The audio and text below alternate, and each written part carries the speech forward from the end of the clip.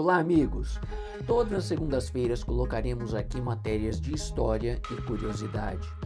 Diferentemente do que muitos imaginam, as árvores têm uma vida social intensa. Elas se comunicam e se ajudam mutuamente. A matéria de hoje é sobre a vida social das árvores.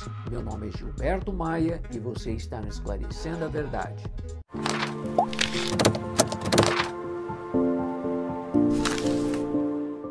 Amigos, as árvores também têm uma vida social.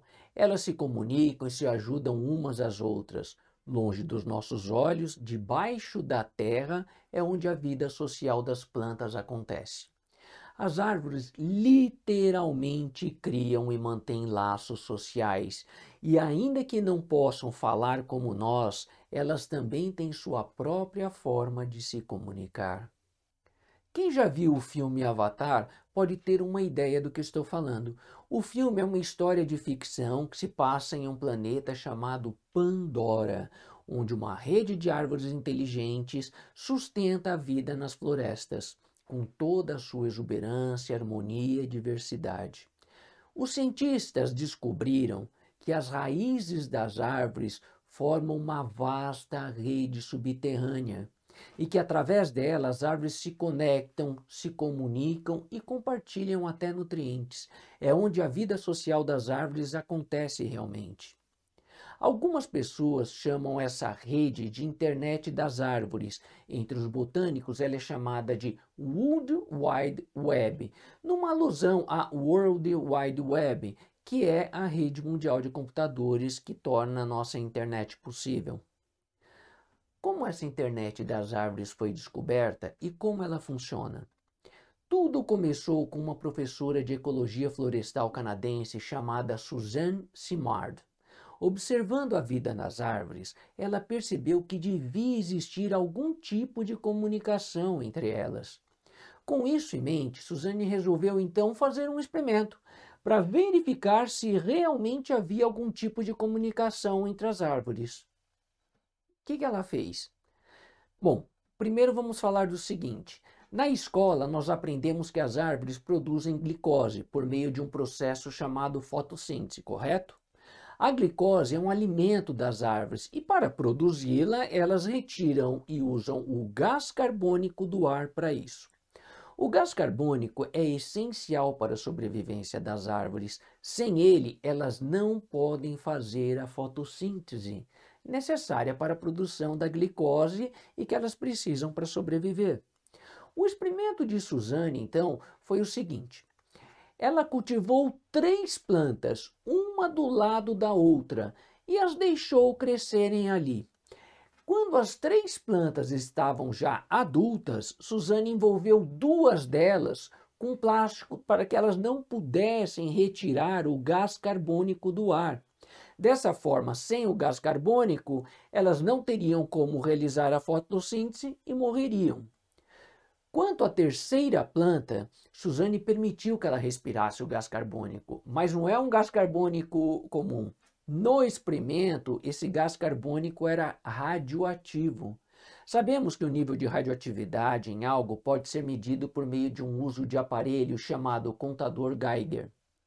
Depois de alguns dias, Suzanne constatou que as 2 árvores privadas de gás carbônico ainda estavam vivas e em boas condições, mesmo sem terem gás carbônico para fazerem a fotossíntese. Então, como que ela conseguiu explicar o que estava acontecendo? Usando o contador Geiger, ela mediu o nível de radioatividade da planta que pôde respirar esse gás carbônico radioativo. E, como esperado, o contador Geiger indicou existir radioatividade nela. Claro, ela estava respirando aquele gás carbônico radioativo. Por meio da fotossíntese, a radioatividade presente no gás carbônico havia sido incorporado à planta na forma de glicose. Depois, então, o que a Suzanne fez? Ela mediu o nível de radioatividade presente nas outras 2 plantas, envoltas com um plástico e que não podiam absorver o gás carbônico do ar. E, para a alegria dela, o contador Geiger registrou haver radioatividade também nessas 2 plantas. Qual era a explicação? é que, por meio da ligação entre as raízes das 3 plantas, a planta que respirou o gás carbônico radioativo enviou glicose e outros nutrientes para as outras 2 plantas, assim ajudando-as a se manterem vivas e saudáveis. Esse experimento mostrou claramente que as plantas compartilham nutrientes através de suas raízes. E olha que interessante. Suzanne descobriu que sozinha as árvores não são capazes de se conectar. Para isso, elas contam com a ajuda dos fungos. Estima-se que existam mais de 2 milhões de espécies de fungos, das quais conhecemos apenas 100 mil. E o tipo de fungo mais conhecido por nós são justamente os cogumelos. Porém, há outras formas de fungos. Por exemplo, o bolor de uma fruta é um tipo de fungo. O bolor no pão, quando ele fica velho, é outro tipo de fungo. Os fungos são constituídos de pequenos filamentos chamados de hifas, que penetram no solo para formar o que é chamado de micélio.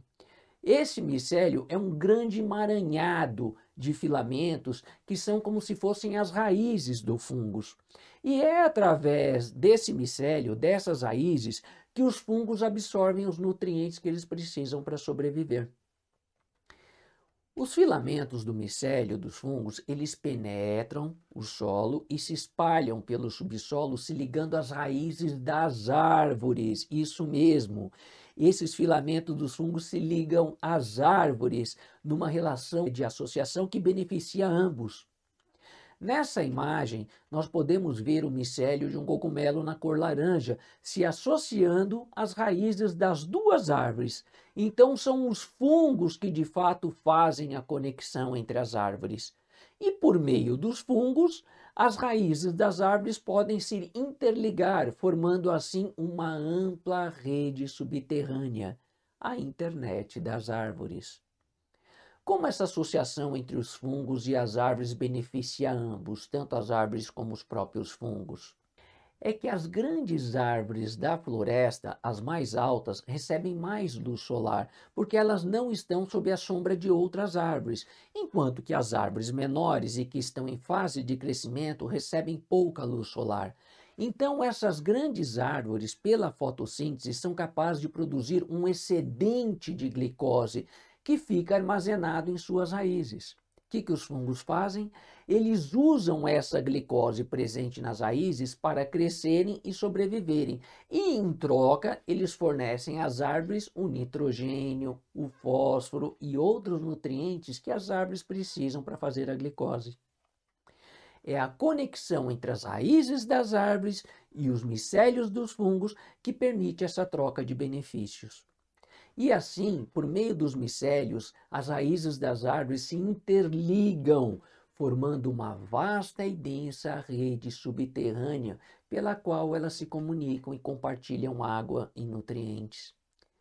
Porém, como veremos, essa comunicação entre as árvores vai muito além de apenas compartilhar glicose e nutrientes. Isso mesmo, vai muito além disso.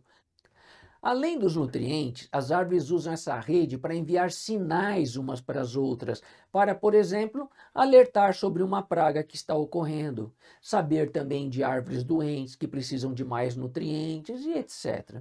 E como é feita essa comunicação? Através de impulsos eletroquímicos e de substâncias químicas que trafegam na internet das árvores e fornecem as informações sobre o estado das árvores ao redor e outras coisas muito importantes também para toda a comunidade das árvores. Através dessa World Wide Web, as árvores formam agrupamentos de árvores, como se fossem grupos de WhatsApp. Isso mesmo, elas formam grupos.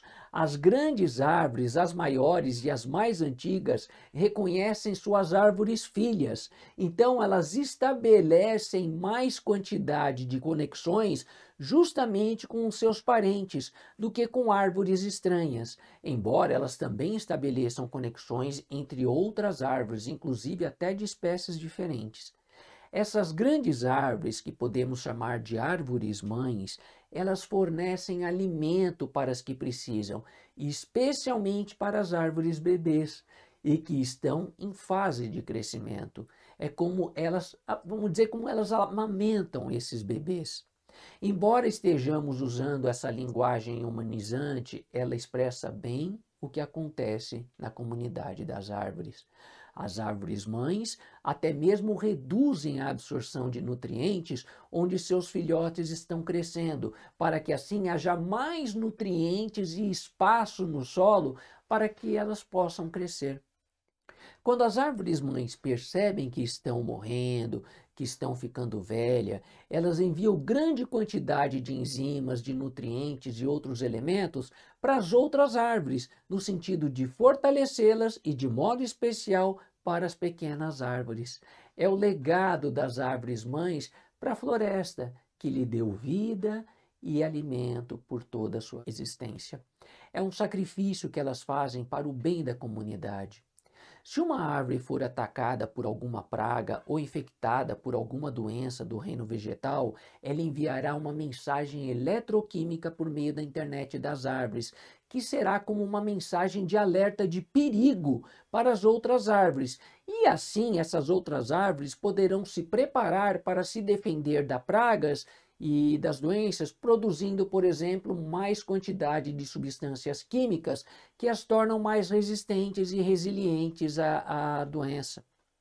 Cientistas de uma universidade do Canadá usaram as características do DNA das árvores para mapear os agrupamentos de árvores em uma floresta. E sabe o que eles descobriram?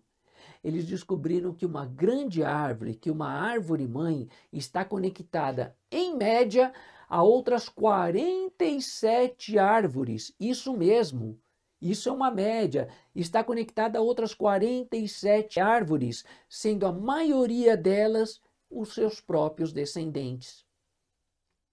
Esse estudo também mostrou que quando uma grande árvore-mãe é removida, isso causa uma perda de conexões entre as árvores do agrupamento muito maior do que se ocorresse com uma árvore que fosse menor.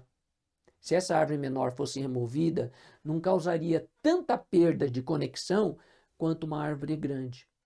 A natureza é incrivelmente sábia. Para prosperar, as árvores precisam conhecer o lugar em que vivem, muito melhor do que os próprios animais. E essa rede, essa internet, é uma forma de se fazer isso, além de ser também uma forma de consciência. Assim como os seres humanos, as árvores são criaturas sociais que dependem uma das outras para sobreviverem, porém fazem isso muito melhor do que nós humanos. Isso mesmo. As árvores nos ensinam que não é através da competição que a evolução acontece, como muitos queriam acreditar, mas sim por meio da cooperação e por meio do amor. E não é como Darwin realmente disse. As árvores não competem entre si pela sobrevivência, elas cuidam uma das outras. Uma floresta é muito mais do que um conjunto de árvores, plantas e animais independentes. A floresta é um imenso organismo vivo e consciente. É isso mesmo. As árvores nos ensinam que devemos apoiar e cuidar um dos outros, que devemos nos ajudar a manter uma relação entre nós humanos e com a natureza que beneficia a todos também. Pois assim o mundo ganhará mais vida, ganhará mais beleza e ganhará mais harmonia.